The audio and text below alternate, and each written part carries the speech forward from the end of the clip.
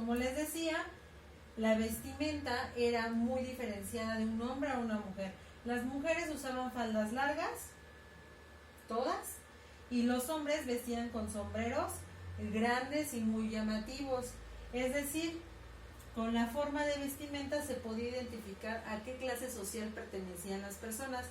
Les voy a decir por qué. Porque las personas de clase alta y media, personas de clase alta y media, de clase alta y media, ¿cómo se imaginan ustedes que vestían? Pensando en que ellos sí tenían el poder económico de comprarse lo que quisieran. Y obviamente para la vestimenta no lo iban a dejar de lado. Estas personas, chicos, se vestían con pura ropa comprada en Europa o diseñada en Europa al menos. Y a cada evento que ellos iban, por ejemplo, cuando iban a una fiesta, a una salida al teatro, a pasear, a caminar, ellos usaban un tipo de vestimenta diferente porque era una actividad diferente. Se podían dar ese lujo porque obviamente ellos sí tenían la posibilidad. Entonces, personas de clase alta y media usaban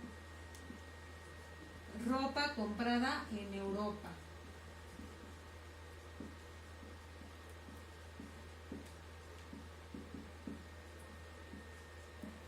Un dato curioso aquí, que los hijos de familias adineradas, es decir, de clase alta y media, a los niños hombres, los vestían como con traje de marineritos, así muy elegantes y muy bonitos. Y a las niñas obviamente con vestidos ampones y muy elegantes, pero siempre haciendo diferencias importantes en su vestimenta.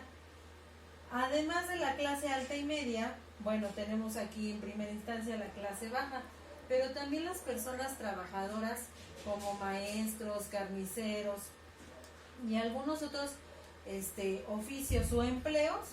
Algunos usaban trajes para diferenciarse de las demás personas, es decir, para diferenciarse de la demás población. Y finalmente los militares portaban su uniforme siempre donde fueran, igual para marcar una diferencia en la vestimenta. Entonces con esto podemos decir que la vestimenta sí podía decirnos de quién se trataba, a quien yo estuviera viendo. Solo por el hecho de ver su vestimenta, yo podía saber a qué clase pertenecían, si a baja, a media o alta, ¿vale? Y bueno, la diferencia también se vivía en las colonias, chicos, porque como les comenté hace ratito, no todas las colonias tenían la misma oportunidad que otras. Es decir, había colonias donde ni siquiera había llegado la luz y en otras privilegiadas sí había llegado la luz. Incluso anteriormente en las calles no había lámparas como ahora las conocemos, sino eran otro tipo de iluminación llamados como faroles. Y esos faroles los encendían los policías, pero en ese entonces no había policías como ahora en grandes cantidades. Los encendían un policía por calle. ¿Y cómo creen que lo encendían? Ahorita en la actualidad nosotros vemos que las lámparas, cuando es de noche, solitas se prenden, ¿no? Por donde vivimos, en las calles o en nuestras unidades o donde habitemos. Anteriormente no, anteriormente lo hacía un policía manualmente, es decir, iba prendiendo uno por uno en las calles. Fíjense los cambios tan importantes que han transcurrido durante este tiempo. Y anteriormente solo había 700 policías en la Ciudad de México. Y bueno, los policías no eran llamados como ahorita los llamamos, policías, sino que se llamaban gendarmes, ¿sale? Eran conocidos por ese nombre.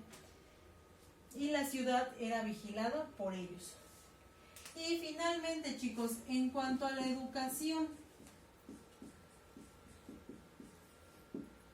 aquí en la educación, como lo trabajamos, se mandaron a construir escuelas porque no las había, pero en ese entonces las personas de clase alta y clase media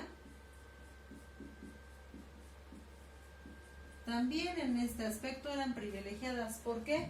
Porque a sus hijos les contrataban maestros particulares, es decir, el maestro iba hasta su domicilio y ahí mismo les enseñaba a los hijos de familias adineradas, de clase alta y media, tenían maestros particulares. ¿Y cómo creen que era la educación con la clase baja? ¿Ustedes cómo se pueden imaginar? Efectivamente, también aquí había una gran diferencia, lamentablemente.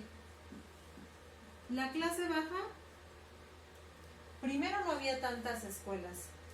Y segundo, en la clase baja, como no había tantas escuelas, ellos iban a la iglesia a aprender. La iglesia fungía también ese papel importante de educación, pero ¿qué creen? La iglesia nada más les enseñaba a contar y a leer, y nada más, no les enseñaba todo lo que debía de enseñar. Un maestro, clase baja, asistía a la iglesia para aprender a leer y a contar. ¿Y qué creen? Lamentablemente, aunque fueran niños los que asistían a la iglesia con la intención de aprender a leer y a contar, en cuanto ellos ya podían trabajar, es decir, cuando ya alcanzaban cierta edad, y no cierta edad de mayores de edad, sino que a lo mejor ya podían tener cierta fuerza, comenzaban a trabajar lamentablemente y ya no podían seguir estudiando. En cuanto ellos tenían la condición física, dejaban la escuela, en este caso de asistir a la iglesia, para ponerse a trabajar. ¿Sale? Entonces, espero les haya gustado el tema y hayan aprendido mucho. Sí es mucho contenido porque el tema es extenso. Estaría perfecto que ustedes lo revisaran detenidamente por si surgieran dudas. Y de tarea vamos a realizar la página 116, ¿sale? En la página 116 viene ahí precisamente cómo realizar la elaboración de un periódico, ¿sale? Entonces, página 116, elaboración de periódico. Obviamente esta elaboración de periódico la van a realizar a partir de algún tema o de algún punto en específico que haya sido de su interés, por favor. Entonces, únicamente esto de tarea.